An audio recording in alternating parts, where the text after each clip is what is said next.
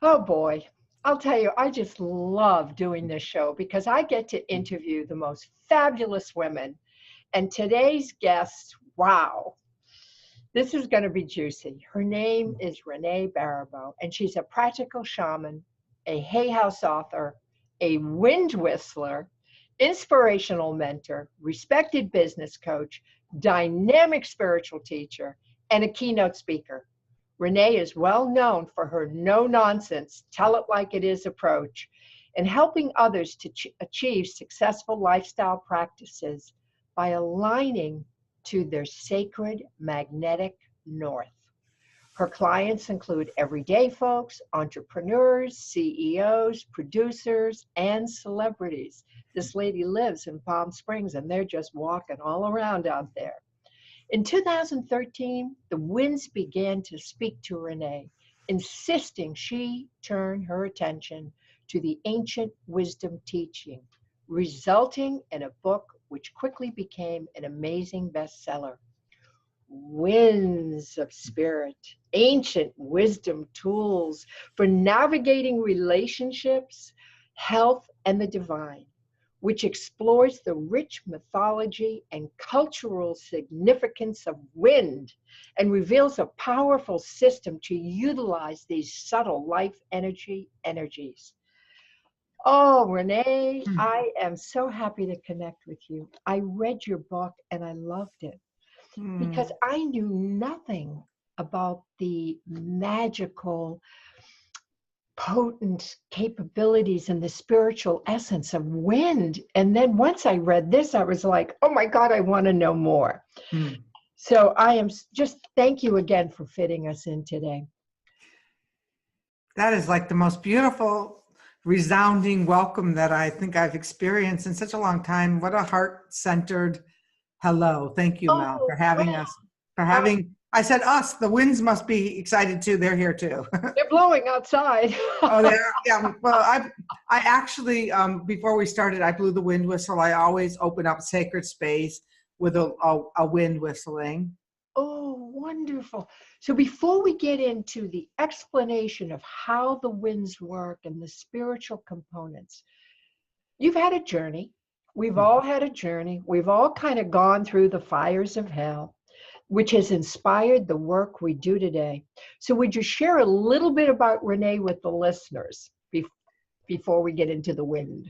It's funny that you said that we've all walked through the fires, and my spiritual journey kind of started out in the backwoods one night, walking on the coals of some fire with a nun of all things. And she used to hold these fire walking ceremonies, like, we're talking about 30 years ago. And at the time I didn't really know, but I knew that after I did that fire walk, my energy and my life started to open. It came at a time when a lot of other difficult things were going on in my life that probably, are the gifts that shaped who I am today. Like, I opened a farm to table restaurant. So excited. It was the first time my father and I, in my adult life, had a relationship again, where he was calling me every day to see how the building construction was going. He even flew up to see me in Syracuse. And the day of the grand opening came, and he was acting a little odd. I mean, the next day he went home and had a massive stroke. Then 2 weeks later to the day, my stepfather was out jogging. He had quit drinking, and I was on the phone with my mother, and she said, Fred just went down, I gotta go. And he passed away 2 weeks after my father's stroke. My father was still in the ICU. And so my mother, within a very short time period, lost the men in her life. And I was stranded with this fledgling restaurant, which I had more talent than common sense, and I was still using at the time.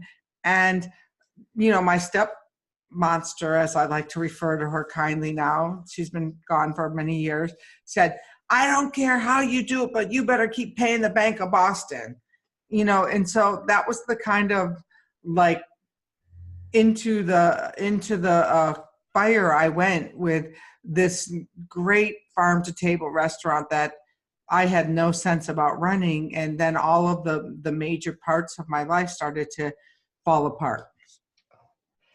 Now, what would you consider the biggest challenge that has inspired your shamanic work and delving into the wind?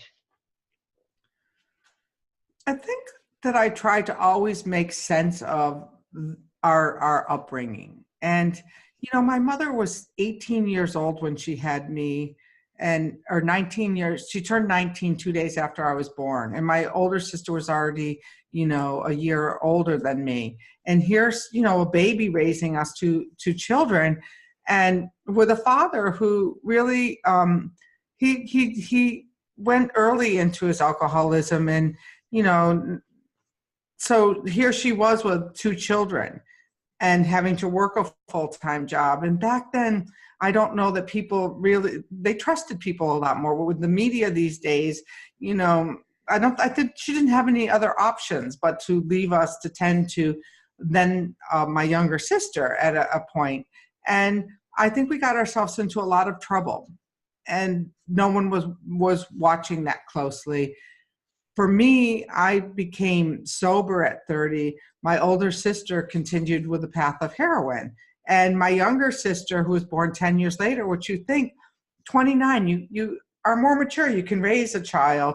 And she had a kind of a different upbringing with a different father. She's kind of like the more normal one with the husband and two children. And so I really believe that I needed the lessons that I had as an early child to keep pushing me along to heal. Like when I was 20 and I was in a psychiatrist's office, he said, "Oh, you started seeking way too young." He said, "And you probably won't stop now till you get to the bottom of this cesspool of anger and grief you have." And he was right. I did start seeking at a young age, and I did finally in my 50s have what I would call that kind of that spiritual awakening that really propelled me into being able to write this book. Very similar path. I mean, I was an alcoholic until I was 41, getting ready to kill myself. God had a different plan for me. I heard that I couldn't go, and that was the beginning of my sobriety and dabbling with the Course of Miracles, and then getting into the science of mind, and then going from there. And Wayne Dyer weaved in through that whole journey. So I get it totally. Very, very similar path. Tell me a little bit about your shaman work, the practices that you do, and and some of the healing work that you do. When I thought I was going to New Mexico after I closed the restaurant, I started to I liked the energy of the West. And when I thought I was going there, but that wasn't where I was going. And there's a whole story about how Spirit basically shoved me out the door and sent me over to Palm Springs via the Hyatt, who paid to move me when I only had a couple $100 left to my name. And I found a sweat lodge as soon as I arrived here. And the first time that I went into that darkened inipi, which is the sticks that are covered in blankets with hot rocks they bring in that some people think is torture, I felt like, wow. I can still remember that feeling of that I had come home to something that I didn't even know what it was. And that was the beginning of my shamanic journey, because what happens in a nipi is that it's between you and Spirit. There's no intermediary needed. You pray, the hot water gets put onto the rocks that have been brought in from the fire, and through the steam that goes up through the center hole in the nipi, your prayers go. And so that was my beginning to say, wow, it was kind of a little confusing when, my parents would drop us off at church. They didn't come. And so many people out there, their parents didn't come. They dropped us off at church because it was something we were supposed to have, but it made no sense. So when I got there, I thought, oh, I'm being held by the earth here, and this is really nice. And, I certainly like heat. I was a chef, so I didn't have a problem with that. And then I started to explore more. I went to Chile, I went to Peru. And then when I actually started serious shaman training, I went kind of kicking and screaming. I thought I was doing it to relieve my own suffering. And they said, oh, why don't you take the teacher's training? And I'm like, no, I'm not to teach this. Lo and behold, I had no clue. And, I kind of fell head over heels for one of the teachers. And then I traveled around the world to be in closer proximity. But what I didn't realize was that what I was seeking was the connection with spirit that came through that. And, the rest is kind of sort of history. I wrote his first book, which we can talk about, and which was called The Shaman Chef, How Cooking Saved My Life. Oh, I love that. That's cute.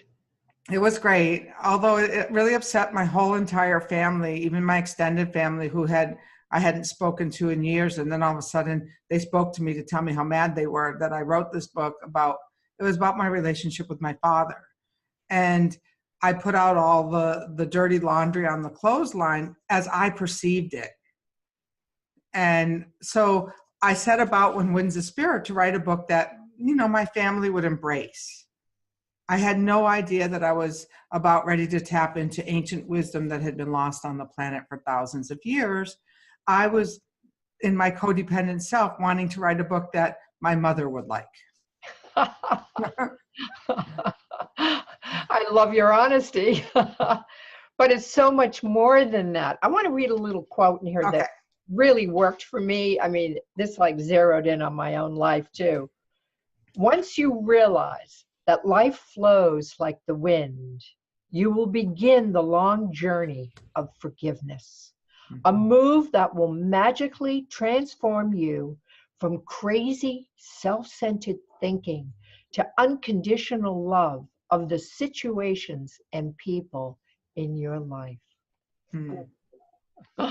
I've done a lot of forgiveness in my life, girl, a lot. So I really appreciate that. So tell me about the wind. How does one start to tap in to that magic? The easiest way to start to tap into the magic of the wind is to acknowledge the wind. And I have a process in the book called a Windwalk, where you actually go to the front door or the back door and you walk outside. You ask the wind a question. You wait till you feel like a little bit of movement, because there's always movement, and then you just walk. So it's like a wind mindfulness practice that's really easy to use. I'm writing this article about where we lost the wind and lost our connection to the wind. And I think people need to understand that back when people were hunters and gatherers, they relied upon the wind to know when to shift, when to change location, when to plant their seeds, and all of that. And then as we moved into a more industrial age of, we need to be in the cities, we need to cover the factories, all of that, we kind of lost our connection to nature and the wind. And now technology, which we seem to think is bringing us closer together, is actually in some ways pushing us further apart and pushing us further from wind practices in our alignment with nature. It's a lot different from watching me teach you how to do a wind walk on a YouTube video, as to going out the front door and taking, a purposeful walk around your neighborhood at night. My recommendation is, if you want to find more balance and centeredness in your life, that every day it's a requirement to go outside and have a conscious connection with nature. The wind is just always there waiting. And once you start to have that and you start to hear guidance from the wind, you're going to really love these practices, because it's really simple. Something to think about is that the wind was here first. The wind, in every cosmogony story in the world, it was when the wind started to stir that creation began. So I believe all the information was always on the wind. So this practice of going outside and asking a question and then waiting for the wind, does it make any difference if the wind, what direction the wind is coming from? Because you do talk a lot about that in your book, whether it's north, south, east, west. In this particular practice, does it make any difference where the wind comes from when you ask the question? Not as a beginner. The beginning windwalker just needs to connect and know that the wind is the one thing on our planet that this is a closed system. So all the information that you'll ever need is in the wind. Imagine that. Ooh. So all you have to do is learn to start to tap into it subtly and trust what you get. So say your question, give me a simple question.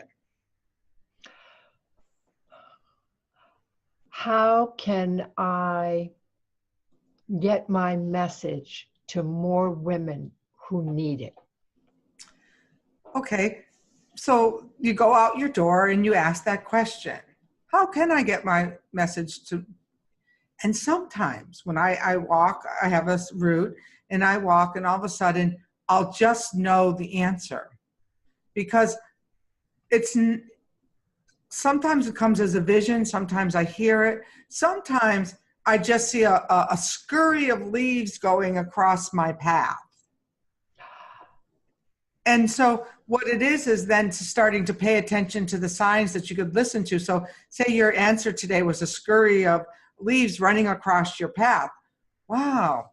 So my message needs to be told, this is how I might interpret, I need to start to reach out to people who are coming across my path already. Because a lot of times we think, oh, I need to get on those big stages and I need this and I need that, when it's really like the other day I had a vision of just handing out books, you know, and so I'm thinking like, am I just going to keep handing out books? Well, maybe, but it kind of, when you start to interpret it a little more, it was like, oh, I'm going to pass out wisdom because people are coming to the fire and they're hungry for wisdom. So, you know, one of my classes is in Australia and she wants to reach people in the United States. And they're like, well, what's wrong with the people in Australia? You know, like we're always one of the things, especially with addicts, is there's always another other. Instead of what's right in front of me today are 5 people that I'm going to meet at the coffee shop. Not that I'm going to, you know, hand them my win book or anything, but you know, how do I inspire the 5 people that I'm going to meet today? Do you run like regular practices, like a win practice that people can come and in Palm Springs and do it with you? Well, I guess I should take my own advice about local stuff. Most of my stuff has been done online for the last few years, and my commitment and I always set a commitment, and it'll be one of the gifts I'm going to give to the people at the end here, is I've set a commitment for next year. For my goals are that I want to have 1 speaking engagement live a month next year. That's doable. We all get online because it's easy. Right. And you don't have to travel, and you can have your fluffy slippers on and still be doing a show like I am right now. And but I agree. We need to get out nose to nose and toes to toes with people, especially when we're doing spiritual work. I found in a week at Omega when I was teaching there last fall that not only could people go really deeper in a safe environment, but I could see what they were doing and I could see how the energy was shifting. When I do a live summit, I can get a sense of what's going on with, 100 or 200 people, but I can't really see them face to face. And one of my commitments is to the Win Clan is that we need at least one annual gathering. And, people say, oh, it's money and time and blah, blah, blah. I said, all right, you organize 10 people in your community and I'll come over there. So what happens is sometimes, as women, we think it has to look the way we want it to look. When you start to take wind walks, frankly, the wind could really care less about your personal story. It wants us globally to get along, to find out what we have in common, and how are we going to cooperate, because we're all breathing the same wind. No matter what your political viewpoints, or no matter what your emotional scarring is, you're sharing my wind. So we have that in common. So let's build from there. It's a beautiful concept. You know, air, wind is universal. And there's no division in wind of class, status, color. No, wind is wind. That's it. So that's a beautiful concept. Right. Well, you know, for years they were saying, oh, you're all connected. We're all connected. And I'm thinking, ah, you know, but then when I realized that we're all connected, because the wind I'm going to breathe out here in Palm Springs is going to hit you in Massachusetts tomorrow. Mm-hmm. So what kind of wind do I want to put into the world this year? What kind of wind do I want to have other people breathing in? Do I want them to breathe in all my suffering and not? Trust me, suffering will bring you to your knees. Without suffering, we probably wouldn't wake up, because it'd be like, why? You know, why bother? So I love to see people suffering, because there's a place that I can help them. I don't love so much when people get addicted to their suffering, but places where the pain lives inside you, invite the wind in to expand it, to open it up. And there's really, the one thing I love about the wind work practices is all you have to do is invite the wind in, and then kind of get out of the way, because the wind is going to show you the path. What do you think has been the greatest lesson for you personally that you have received from your wind practice?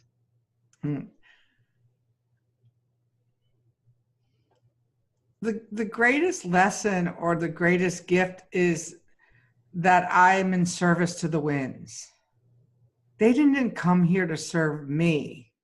In fact, when I said to the winds one day on my Windwalk, I said, wait, because I thought when I got a Hay House book, I was going to be an overnight star. I was going to be in all the big Hay House stages. I said, my restaurant was 10 years ahead of its time.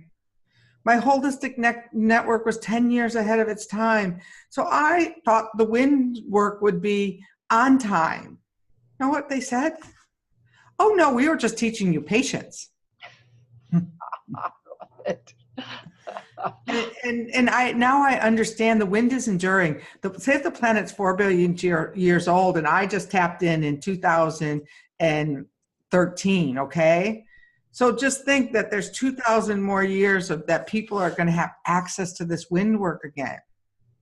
And I just got to share in that one pivotal moment of removing the rock from the cave. Love it. I love spirituality. I love learning about different practices. I think that I'm an avid student, so that I can be a better teacher. And that's what really drew me to your book, was Winds of Spirit. I know nothing about this. And as I said before, I just got such a warm, fuzzy feeling about the practices in here when I was finished reading it. You have a very generous gift for the listeners today so that they can get familiar with this spiritual practice. Renee, would you tell us a little bit about that? Well, I'm going to give you two, okay? If you go over to the Practical Shaman website, you can download a free sample copy of my wind spirit cards. And inside is 34 cards that you can just pull a wind for daily guidance, okay? And then, so for today, we got Big Oh My, the Samic Wind of Signs. And so, of course, you know, the Inuit, they really needed to pay close attention to the signs, because should the tundra melt before they moved, you know, it meant that. So you really, what are the signs in your life? The second gift is, since it's the beginning of the year, it's an awesome time. You're still hibernating. It's an awesome time to visualize what you want to manifest in 2019 and put it into a vision board. And so I have a vision board kit that there's going to be a link to that Mal's going to give to you, because I don't remember it. It's a vision kit something. It's on my website, but you'll have the link in your email or below this post, and you can get a free vision board kit that you and your friends can use to actually get started. I love that. Every year I spend New Year's Day creating something for 2019. For the new year. And so last year I did an intention mandala, and I think I'll probably do a new mandala for 2019. And people don't realize how important it is to envision what you want to manifest going forward. And if you can't see it, you're not going to make it happen. So I love the idea of having a vision board. It's such a powerful tool. Renee, I can't thank you enough for joining me on the show. You're just a delight. I loved your book. I highly recommend it to anybody that's on the spiritual path that just wants another tool. Go out for a wind walk, ask the question, wait for the answer. You've been just a delight, and I hope to see you in Palm Springs the next time I'm there. I'm going to look forward to seeing you in Palm Springs. Then I'll take you to lunch. Oh, So, and thank you very much. And to all the listeners at home, really check out this. It's not something that like a yoga that you're going to have to really add a lot to your day. It's just really simple. And I want to thank you all for listening. well, you know what's wonderful about it is that we all walk, we all go outside. So let's make it magical. Let's add a little spiritual component to what we're doing and just up our vibration while we're taking that walk. Nice. Could I blow the wind whistle for those people at home? Please, I'd love it. Okay, we'll end with that. Yes. Close your eyes and feel the power of the wind.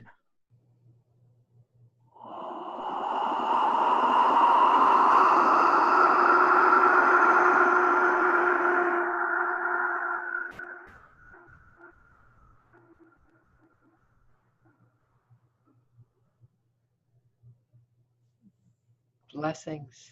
Blessings.